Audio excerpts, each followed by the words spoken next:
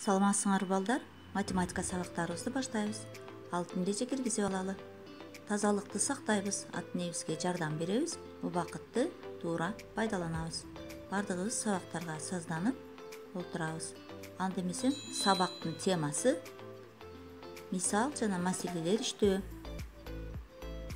Сабактын максаты мисал маселелерди аткаруу жолдорун үйрөнөсүңөр, аткаруу ыкмаларын туура аткарып чыгарасыңар. Так сарамжалтыккан болууга үйрөнөсүңөр. Балдар, математика сабагыбызды 38 мисалдан баштайбыз. Ар бир фигураны атап жаз. Биринчи фигурабыз ири сызык, экинчиси сынык сызык, үчүнчү сынык сызык, төртүнчү сынык сызык, бешинчи ири сызык, алтынчы кесинди, жетинчи тикбурчтук, сегизинчи үзүк сызык, тогузунчу ири сызык. Демек балдар, бардыгын атын атап сулуу кылып дептерибизге жазып коет экенбиз. 39 маселе. 39 маселеде каникул мезгилинде Айна 8 китеп, Айша 7 китеп окушту. Маселеге суроо коюп чыгар. Кандай суроолорду койсо болот?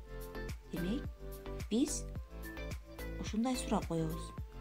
Каникул мезгилинде Айна жана Айша канча китеп окушкан деген суроо коюп, маселени аткарып коебуз. 40 мисал.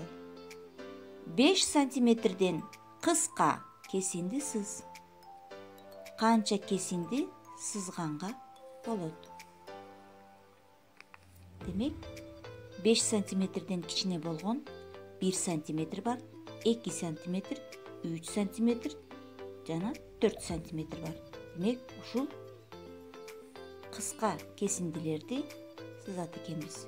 Акырында 5 сантиметрди кыска кесиндини сызып коебуз. Ошондо бардыгы болуп 5 жолу кесинди сызган болобуз. 41 мисалыбызда 4 кошуунун жана 4 кемитүүнүн жадбалдарын дептериңе жаз дептир. 4 кемитүүнүн жадбалы кайсы мисалдан башталат?